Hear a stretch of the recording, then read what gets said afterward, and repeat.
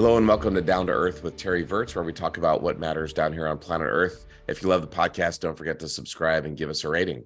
And if you don't love the podcast, no need to give us a rating. Today we have a really cool guest, one of the most unique guests that I've had in the year and a half that I've been doing the podcast. I have Saul Youstra on board today. He is a former U.S. Army Green Beret and also U.S. Air Force chaplain, including being chaplain to 9 4-star generals, including the U.S. Chief of Staff. So Saul, as your call sign, welcome to the podcast. It's good to be here, Terry. And I sound like Barry White today. I don't know what I've got. I tested. I don't have COVID, but man, I got something. It seems like everybody's sick right now. Yeah, I agree with you. My wife just got COVID for the second time. So I guess I'm just honorary enough that it decided to stay away from me this time. We ran for 3 years from it, but suddenly it found us in the last 2 months twice. Yeah, I'm. Everybody's always mad at me because I'm the guy that never gets sick, and I think it's just it's been crazy right now. But we have some mutual friends from the F-16 community, and your path to being a chaplain, which I think a lot of people would be surprised, like, I don't know, that's not something you normally think of as a normal military job. Can you just tell me, like, how did you get to where you are? Well, I don't think it's that unusual, especially within the Army community. I've had several good friends who were enlisted SF Bubbas who Special Forces. Special Forces guys who later on in life, they did an enlistment or two, went back to seminary, became chaplains, and went back in the Army as Army chaplains. What's different is that I left the Green and got tired of being cold, wet, and hungry, and went into the Blue and became an Air Force chaplain. And so I think that's what makes me unique. But there were a number of phenomenal long tab chaplain guys in the Army who were previous enlisted or officers who had a divine calling and went into the chaplain corps in the Army. I'm just an interesting bird that's in the Air Force. So you were a no kidding soldier back in the day. I was. Yeah, I was teaching in a small parochial school in Illinois, making $8,000 a year in 1982, and it was hard to make a living. So I actually enlisted, even with a college degree, enlisted. Went through OCS, volunteered to go in the SF world, went through the Q Corps, spent a lot of time in the 80s down in Central South America, and all the way through the Gulf War and through the 90s, and then transitioned to the Air Force in the late 90s. There's a lot of interesting stories. A good friend of mine, I flew F-16s for years with, in Homestead, in Florida, in Korea, and in Germany, and in Georgia. We moved around the world together. He left the Air Force as a major, and to work at a church doing Christian work, and then just wasn't satisfied, and he went back to enlist in the Army. He went through basic training as like in his 50s, and everybody was like, "You're crazy, old man." But he was a grandfather going through basic training in the Army. So there's a lot of interesting paths out there. Well, that's kind of how I felt when the Air Force made me go back to commissioned officer training. Here I was a major promotable in the Army, took a reduction in rank to come into the Air Force, and the Air Force sent me through, some of their games again. It was a little tedious, but I survived it. Oh man, I don't think that's something that I would want to do if that was me. So, but I think we talked about this before. There's a really funny post, like a joke poster. We used to have it on the squadron door. There's like an Army guy sitting there going, "This place sucks." And then there's a Marine going, "I love it that this place sucks." And there's a Special Forces guy with a knife who says, "I wish that this place sucked more." He's out in the swamp. "I wish it sucked more." And then there's an Air Force guy sitting in his couch going, No, the cable TV's out. This place sucks." And Yeah. Was that your experience in the two services? I think the SF people are just smart. They live smarter. They know how to mix in with the population. They know how to live. I found it a lot more comfortable than being a regular infantry grunt in a regular line unit.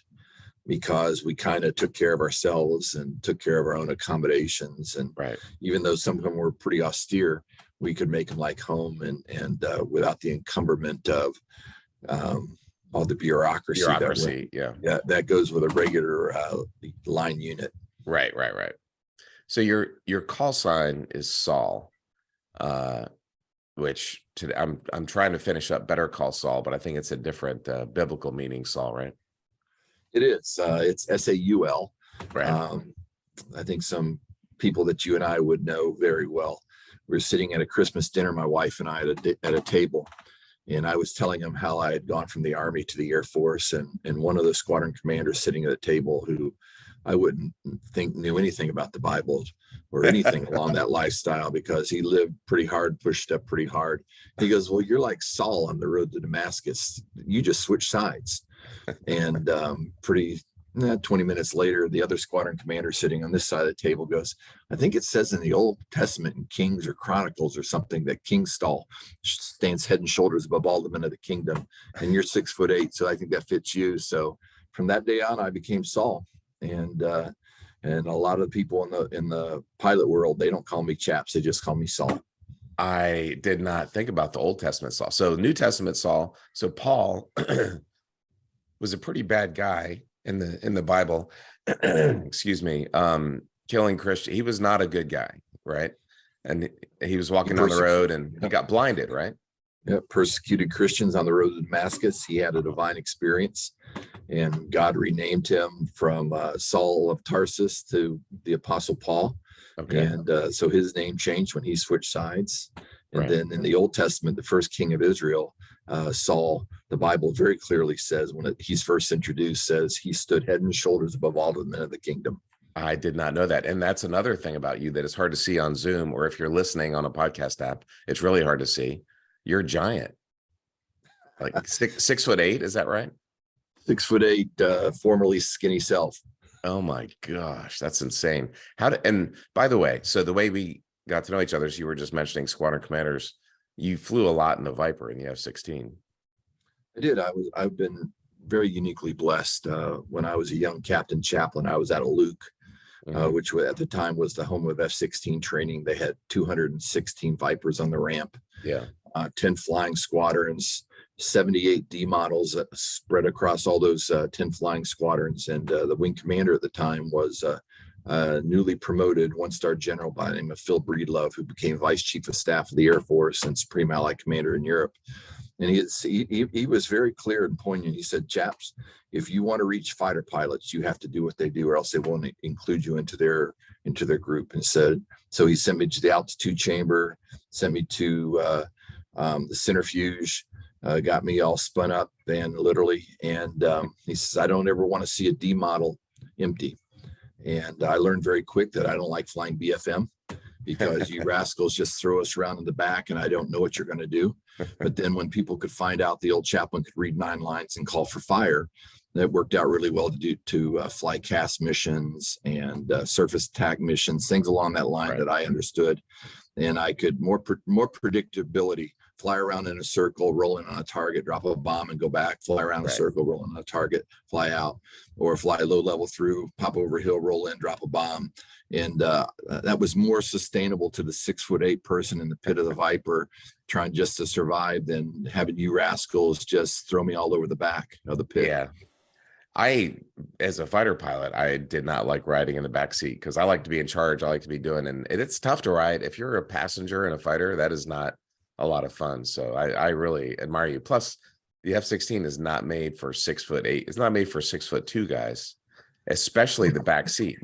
You said D model, that's a 2-seater, and the F-16 is a single seat, single engine airplane, but there are some 2-seaters for training. Yep. But by the way, the F-35 and F-22 are single seat only. Yep. So for future generations, there won't be future Sauls.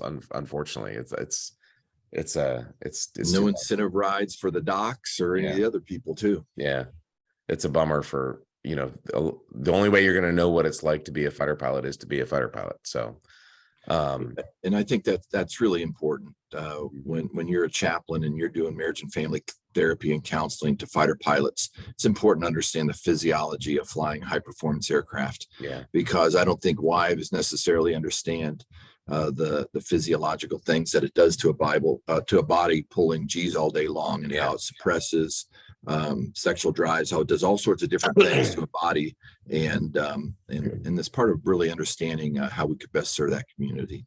It makes girls too, right? Exactly. It's funny a thing. to A be lot in of the chapel. Absolutely, to watch a fighter pilot walk in with 5 little girls in a row, as it diminishes male sperm. Right. And then if for the male fighter pilots, they tend to have. If there's a boy in the group, girls. they had a staff tour along the way somewhere. Anyway, that's an amazing story. So you went through this really interesting career, and what you're doing today really fascinated me, because truth be told, mea culpa, we've done this before. This is not our first rodeo, and I think one of us might have forgotten to hit the record button, or after it got recorded, it got deleted. I had to change my recording process, and anyway, here we are recording this the second time. And it won't be as good as the first time. We were amazing the first time. It's amazing the topics we covered.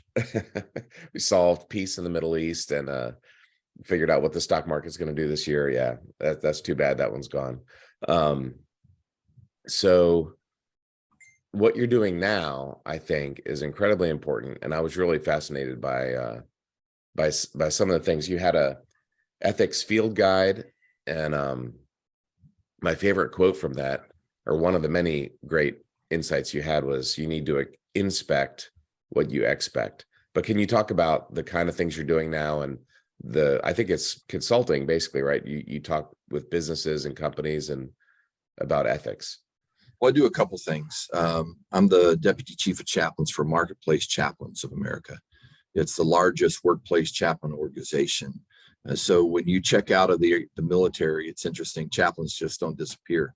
Mm-hmm. Actually, Marketplace Chaplains has 2 or 3 times more chaplains than the Air Force does. We have over 2,000 chaplains serving almost 2,000 companies and 400,000 workers across the nation. Mm-hmm. And going workplaces from the Air Operations Center for American Airlines at DFW to possibility with Intel, just huge corporations who realize that, chaplains are important to the mental health of their employees. It's a safe, privileged place where they can go talk to someone and really get the same kind of care that they get in the military. And so I'm the deputy chief of chaplains for that organization. But I do some special consulting work across the nation. Just recently spoke at USAA Insurance for their ethics emphasis, Progressive Insurance, Tampa General Hospital System, to their board of directors. And the way I got into that was I was very concerned. My last 2 assignments as a chaplain to the chairman of the Joint Chiefs of Staff, and then as a chaplain to the commander, United States Special Operations Command, is that chaplains somewhere along the way, from when I was a young chaplain many years ago in the mid 90s until I became a senior leader, is that chaplains somewhere along the line abrogated their responsibility to be the moral and ethical advisor to commanders. I don't care who you are, as you're a captain chaplain, or you're a colonel chaplain, or you're the chief of chaplains as a 2-star general. The first line of our OPRs, our performance report, says he is the moral and the ethical advisor to commanders. And I just want to throw the flag and say buffalo chips. Somewhere along the line, commanders started looking at their lawyer and they ask if it's legal. Mm-hmm. And just because it's legal doesn't mean it's the right thing to do. Mm-hmm. And so we started that. We went on the joint staff, then going to the United States Special Operations, really trying to reclaim that role for chaplains, because chaplains aren't created equally, especially in the joint force. The Army probably does the best job of training their chaplains how to be ethical advisors. And they send chaplains to graduate school working on postgraduate degrees in ethics so they can be advisors and instructors at their ACSC, War College, National War College, and in their chaplain school. The Air Force and the Navy do a much poor job in really giving ethical training to their chaplains. And so we wanted to baseline all the chaplains in the joint force within the United States Special Operations Command. And so we developed the Special Operations Forces ethical leadership guide. And we call it 13 ethical battle drills for soft leaders. And I think you understand this analogy in the Army. As a pilot in the Air Force, there are certain things, we call them the Army immediate reaction procedures. If I'm in a firefight and I'm shooting, my weapon jams, without thinking, I practice it so much, I put my weapon on safe, I drop the magazine, I pull the charging handle to the rear, I check the chamber, I put the magazine back in, release the charging handle, put it on fire, and go back to doing my business. If I jump out of an airplane, man, I'm a paratrooper. First thing I do, I count to 3, I check my canopy, and I start going through my checklist if I have a malfunction to make sure everything works. And the same thing as a pilot. When you go to your pre-briefs, first thing the commander, weather go, intel go, ops go, and then you get to the end, and the most junior punk has to stand up and give the emergency procedures for the day. Okay, you just rotated takeoff, you just sucked in a bird, your engine's coming apart, what do you do? And they just go through the checklist. And that's what we really wanted to do. Ethics is a skill that really, if you know how to answer or ask the right questions to yourself, and you have had some training in it, you can process through ethical dilemmas in a way that's organized to help you come up with better decisions. And that's what we did in the United States Special Operations Command, and what I try to teach people across corporations as I have the opportunity to share. That's amazing. By the way, I still remember my post ejection: canopy, visor, mask, C kit, LPU, 4-line, steer, prepare, fall. Like after you eject, we used to joke you got the rest of your life to make sure the parachute came out. And if it didn't, you got to do certain things to make sure it does. Or unless you're like our mutual friend Nutman, you forget to do your checklist before you get in the aircraft, and when you have to eject, you mess up the checklist because you didn't do it right to begin with. Yeah, but in the amount of time you were telling that story, he went from flying his jet, fat, dumb, and happy, to on the ground post eject. That was a crazy story. He ejected. Should hit that selector switch first on your checklist when you got in the backseat. That's right. Yeah. Anyway, a friend ejected it just milliseconds before hitting the ground, and he's got his ejection seat in his house. It's awesome. Yeah, it's amazing. So this is really compelling me. So at the Air Force Academy, they used to joke, this is in the 80s, it's a $250,000 education shoved up your butt a nickel at a time. So at the time, we weren't that impressed with it. It was mostly like, this place sucks, let's just get out of here. But now that I'm old, I can look back and appreciate what a great education it was. It wasn't just training to be an engineer or whatever. It was actually an education. And I was an applied math major, but we had to take history and foreign language. I was a French minor. And one of the non-technical classes I took was philosophy. And the funniest looking guy, Captain Jones, had Coke bottle glasses, like the goofiest looking guy you've ever seen in your life. And he was just the coolest guy. And learning about ethics and philosophy, there was utilitarianism and John Stuart Mills and the categorical imperative and all this stuff. And I never really thought in my life that there was, like, I don't know, you just kind of know right from wrong in kindergarten, and that was all it was. And then I realized there was a whole field of study out there. And I used to teach Sunday school years ago, and I was teaching teenagers, and this is probably in the 2000s. And Napster was new, downloading music was new. And I remember asking them, it was just obvious that was wrong. It was obvious to me that was stealing. And not one of them thought it was wrong. And these are church kids, right? They were like, no, it's fine. You're not hurting anybody. So there was that ethical training that they didn't have, or like this fundamental misunderstanding. And you see it today. You see it at the highest levels of government. Our modern political leaders think that 2 wrongs make a right. So can you walk us through what are these checklists? What are the foundations of ethics? Well, I think that's the difference. You can teach ethics in the traditional way, this high esoteric type of ethics that you learn when you study the great philosophers of the day. Yeah. Aristotle, Plato, Augustine, if you get into Christian ethics, or like General Waken at the Air Force Academy. Mal Waken might have taught it like he did it for years and years. He was the man. We live in a generation where, to use a biblical phrase, every person does what is right in their own eyes. So how do you take people of dissimilar worldviews and help them to come to a decision? If I go to University of Florida, where my good friend, Dr. Brian Ray, who was a Reserve Army chaplain on the Joint Staff with me, who helped put me onto some of these things in ethics, he teaches and is the chairman of their endowed Center for Ethics. He said, we can take a dilemma, put 8 kids around a table, and we get 8 different answers. However, if we teach them some basic skills on ethics that I'll just talk about in a second, and we give them the training they need, we can pare it down to about 2 answers, because by and large, kids want to do what's right. They just don't have the skills, and they're emotionally attached with, well, I think this. Well, like I like to say, I don't want you to think about this. I want you to actually think about this. Just don't give me your opinion. Let's process through.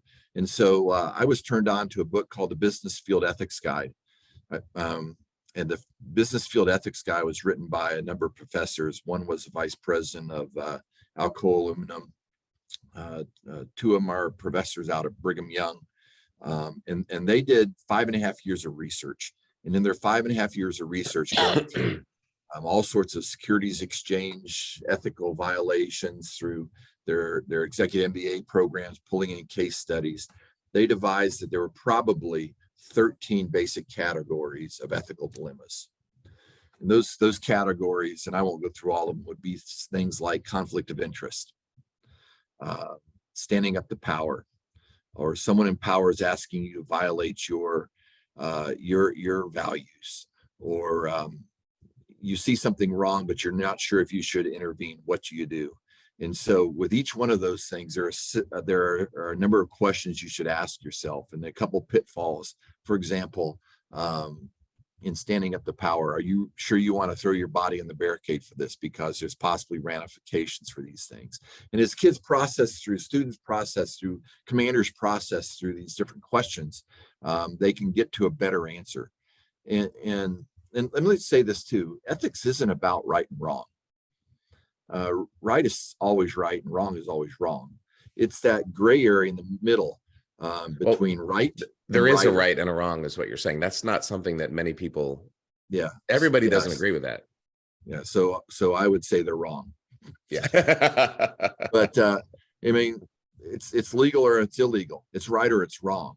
Well, those are different. The difference is whether it's right or righter, I would say.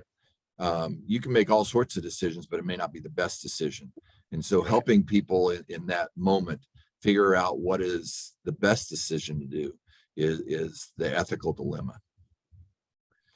I would say the vast majority of things that I've seen in the military are either right or wrong. It's just that whether you choose to, how do you choose to process through those right and wrong decisions? Well, the military, I had a guy, by the way, I had General Breedlove on a few weeks now, a couple months ago, amazing guy, former head of NATO. I also had a guy named Craig Whitlock on last year. Ironically, right when we pulled out of Afghanistan, and he had written a book called The Afghanistan Papers, Washington Post reporter, that would be a great case study for your ethics analogy, just the things that the American military did wrong, unfortunately, and there was lots of them. The good thing about America as a nation and our military specifically is that we generally, you and I know this, we try to do the right thing.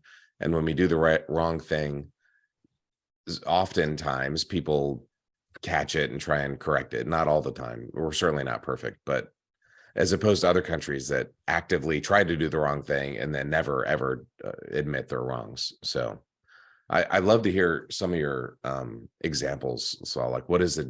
How would I follow a checklist in an ethical dilemma? Well, for example, one of the very first examples in our book on for special operators is we went out into the force and we found these dilemmas that matched up with our 13 categories, and one of them is standing up to power. And in the dilemmas, there's a story of a young lieutenant who arrives in the Ranger Battalion, and he's the mortar platoon leader. And they're getting ready to deploy, and so they're doing some training, some exercises, and when you're using live rounds, there are certain things that are decided and how to do just to keep people safe. And he was told by his battalion commander that I want you to bring these rounds in danger close so that these young Rangers can really understand and feel the impact of what this is all about. We want them to, feel what concussions feel like. We want them to understand this. And Danger close means the bombs are going off right next to good guys. Yep. Okay. Yep. But there's not much room for safety. Right. And this young lieutenant says, I'm not going to do that. I got to keep them in the safety fan, this area where I'm supposed to drop my bombs in it, Right. and where it's safe. And the commander basically said, you either do what I tell you or I'll find somebody else. And oh, by the way, he's already replaced several lieutenants in doing this. And so he tried to get help from all sorts of people, and everybody says, well, you better do what the boss says. He'll fire you, and you're brand new to the unit. You're brand new out of ROTC, whatever you were, and you don't want to fail. Well, the day of the exercise starts off, and you know what? It's windy, it's rainy, it's muddy, it's nasty. There's a lot of variables up there that could go wrong. And so he starts dropping rounds into the safety area, just like he was told to do. And next thing you know, he gets a phone call from the boss who says, you know what? You better do what you were told to do, or else I'll find somebody who will. And so, as this young lieutenant probably did a wise thing, he looked at his NCOIC or the mortar platoon. That was the first thing I was thinking of. Yeah, what should I do? And he says, we're not breaking the law for anybody. I don't care who it is. And he says, but I tell you what we will do. Because of the conditions, because of all these things, let's try to minimize what we can do best. He says, so we'll target the very bottom of the safety fan. So we're still within where we need to be, but we're going to be inside the safety area. Second thing is, because it's so rainy, we're going to have to, let's take the fuses and put them all on delayed. So they won't impact on impact, but they'll go down into the mud, hopefully, and explode. And if something goes wrong, we'll try to be a little safer. And sure enough, that's what they did. And it wasn't very long before a gust of wind took around, brought it back, landed short into a bunch of scouts going up the hill. And it went into the ground, it buried, it blew up, but nobody was hurt. Wow. Knock it off, knock off, knock off.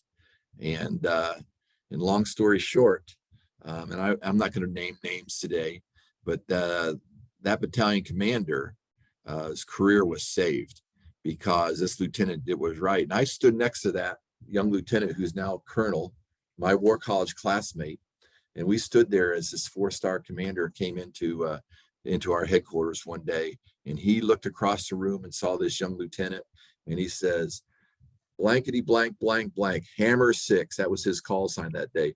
Best blankety blank mortar platoon leader I ever had. He saved my career. So this battalion commander, who is now a 4-star general, had his career saved because lieutenant wasn't going to did the right thing. He did the right thing. He was being pressured to do something. Wow. But he did the right thing anyway. And so those are the kind of things, because the questions would have been, are there others in our organization who think this is wrong? Mm-hmm. Does the commander have the right to ask me to do this legally? And so you process through these simple questions. And then there's those pitfalls we talked about. Are you really sure you want to throw your body on the barricade over this one? People in leadership tend to prevail in investigations. Are you really sure you want to go through those things? And so these are all questions that you can put into your calculator as you start looking at that. That's amazing. You've seen Band of Brothers, I assume. Mm-hmm. I was talking with David Frankel's one of the directors of that show, and I just watched. It's one of my favorite shows of all time. It's about a easy company. They're training to Normandy all the way across Germany, and there's one scene towards the end, or in the middle, I guess. Dick Winters is a company commander, and the boss is telling him to go take German prisoners, and he knows it's a suicide mission, and he knows it's going to be for nothing, and he's already led them all the way across Normandy. And he knows it's just the worst ever thing, and it's not going to help at all. So he basically tells his company that in the morning they're going to report that they went over, they couldn't find any prisoners, and they came back. And anyway, it was an interesting ethical dilemma that he just had to. And you know what? And they survived the war, and they went and they liberated the concentration camp and so on. So it was a Hollywood dramatized version, sort of what you were talking about. What do you do when the boss says we need to fake, when it's not live? See, when you're in the Army or the Air Force, it's lives and at stake, right? When it's just like, hey, this isn't, let's call this, we're gonna realize this revenue this quarter, even though it's really not coming until next quarter, or when you're just fudging the books a little bit. I guess would that be the same checklist that you're running there? I think there's some different skills, that's violating my values. There's a few things, but there's also skills that you can learn. And so one of the skills that I love, some of the professors have shared, and reframe the question. So sir, what you're asking me to do is you're asking me to lie, which could bring embarrassment to our company. You're asking me to fudge the books, which is illegal. And you're asking me to, is that what you're telling me to do? I just want to make sure that I understand before I make a decision what I'm going to do, what you're asking me to do. You say the thing out loud. And what would that person generally say? If generally, yes, unless he wants 11,780 votes. But there's it depends. In other words, it depends on the boss. Yeah, but generally, most people don't want to attach their name to doing something illegal, immoral, or unethical. Right. And but it's interesting if you go through the litany of big corporate failings. Every single one of those, somewhere along the line, one person could have made a difference. Mm-hmm. If you look at Wells Fargo, who was putting pressure on their rank and file salespeople out there to just sign up people for accounts that didn't even want accounts. Lame. Yeah. If you look at Volkswagen and the diesel engine thing, one person could have made a difference along the way. The only reason that was even found out was there were some kids from West Virginia University, which is not known as one of the premier environmental research institutions in the nation. They built this big contraption and couldn't believe it. They weren't even looking to catch Volkswagen. They were just looking to get some research development on diesel engines. And then they found out that there was cheat codes inside this diesel engine that made it run differently when it was on rollers. You look at one of the great ethical dilemmas is loyalty. If someone's been exceptionally loyal to me, how much loyalty should I give back to them if they're doing something wrong or asking me to do something wrong? You look at Joe Paterno. Joe Paterno, unquestionably, at one time was the all-time winning coach in college football. No one ever questioned his values and doing things the right way, but he had a coach who was doing bad things. Mm-hmm. And he couldn't get past that because of his loyalty to Jerry Sandusky. You look at Bernie Madoff. Bernie Madoff didn't intend to have the largest Ponzi scheme in the world.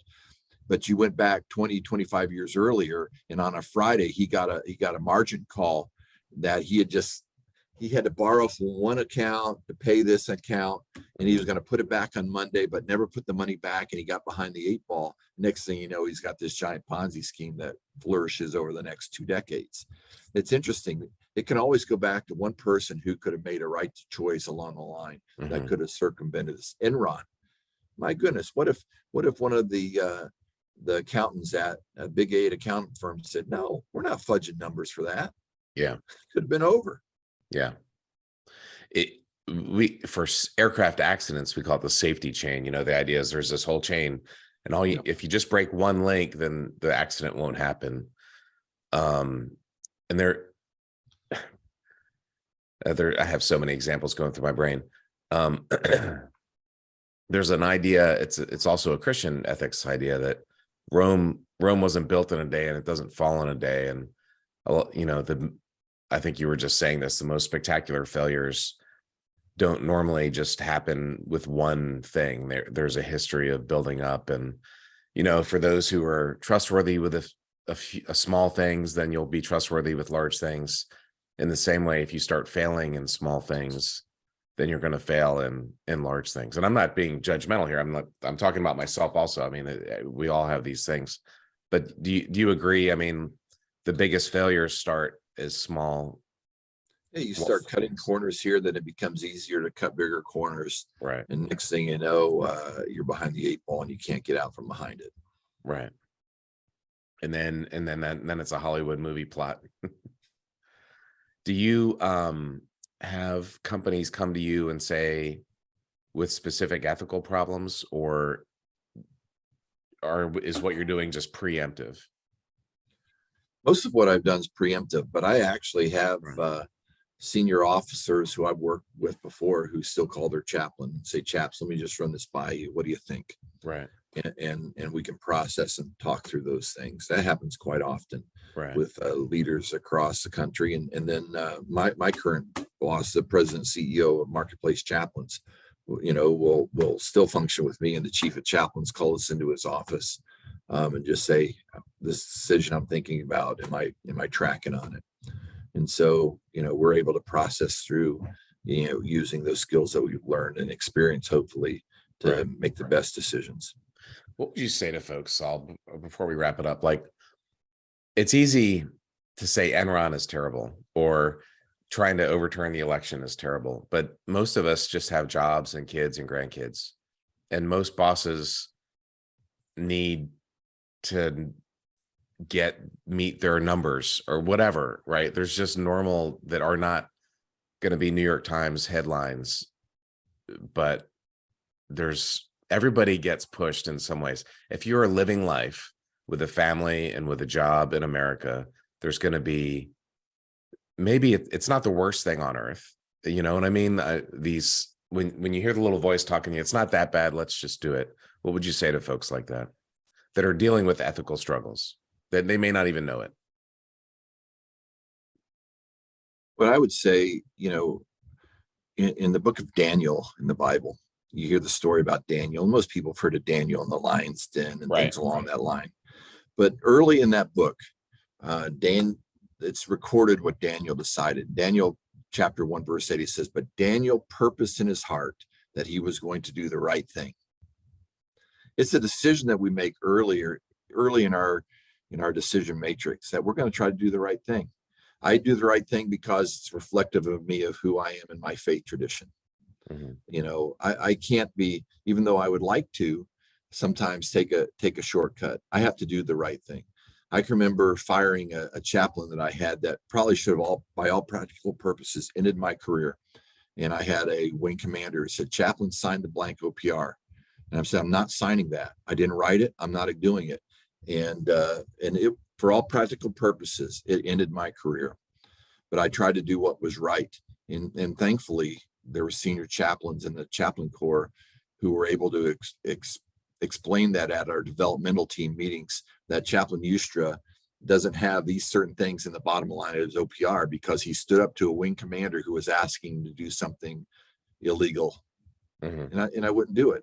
And I had that talk with my wife, say, "You realize we're just going to retire as lieutenant colonels?" And she says, "I'm okay with that because I can look you in the eye and know that you had your integrity." And so I think sometimes we have to make that's the tough ethical decision, is whether or not we're going to be true to who we are and do the right thing, or we're gonna acquiesce and swallow our values just to be promoted or keep a job. And in my place in life, I'm not going to do that. What you said, Daniel purposed in his heart that to do the right thing. Before you go into battle, you have your training. You don't go into battle and learn how to put your mortar on target. You do that in training. I think you need to have your ethics training before you go into battle. And at the Air Force Academy, it was the leadership and ethics training was really great. And we have the honor code, right? I won't lie, cheat, or steal, or tolerate anybody who does. The toleration clause is an interesting Air Force twist, but I made a decision as a 17-year-old freshman that I'm just not going to lie, cheat, or steal. I might do something wrong, but I won't lie, cheat, or steal about it. Right? Like in other words, I made the decision that if I get caught, I'm just going to fess up. I'm not going to lie about it. And here's a quick story. U2 was coming into town. This is 1987, and U2 was huge back in the 80s. They're still huge, and I wanted to go to the concert, but back in the day, you had to go stand in line to get tickets. And I was flying the next morning. I had first 4 periods were flying gliders. I was a glider instructor. So I went out into town overnight and stood in line to get U2 tickets. And I finally got the tickets. I just missed my flying classes, which was okay. But they said, if you stuffed your bed, if you made it look like you were sleeping, that was lying. And that was an honor violation. So I didn't stuff my bed. I just kind of rolled the bones and hoped that no one caught me, and I didn't get caught. So anyway, That was my example. Like, I did something wrong. I snuck out to get U2 tickets, but I had decided in advance that I wasn't going to lie. If I get caught, I'm not going to lie about it. And I love that. I love that thing. But decide in advance, purpose in your heart that you'll do the right thing.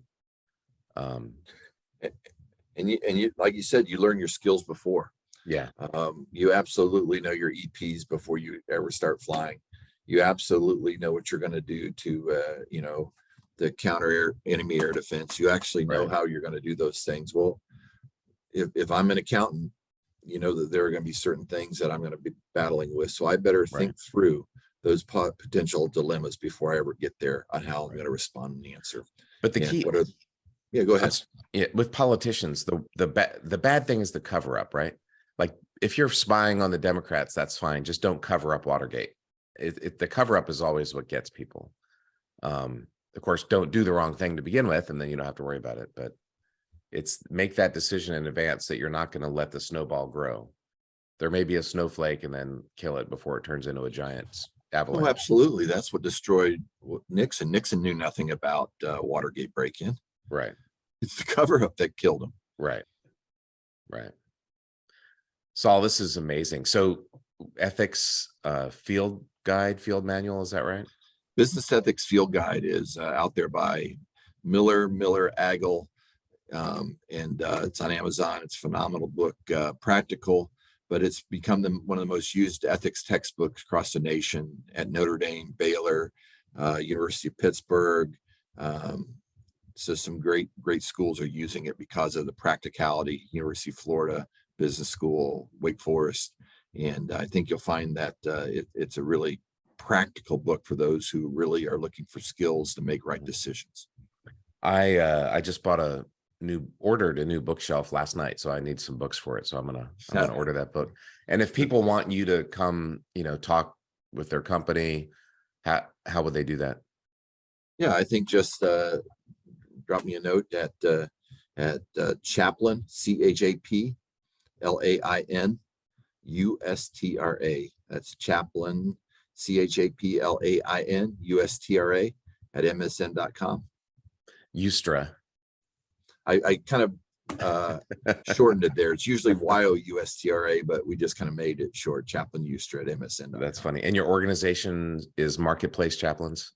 Marketplace Chaplains. All right. And, we enjoy that. So we're looking forward to going out to some of our big corporations we serve and start offering this as a possible service to them as well.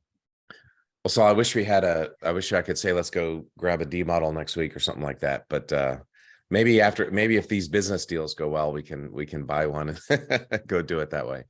That's great. Thanks, Terry. Thanks for coming on. And Down to Earth with Terry Virts. If you love the podcast, please subscribe and give us a rating.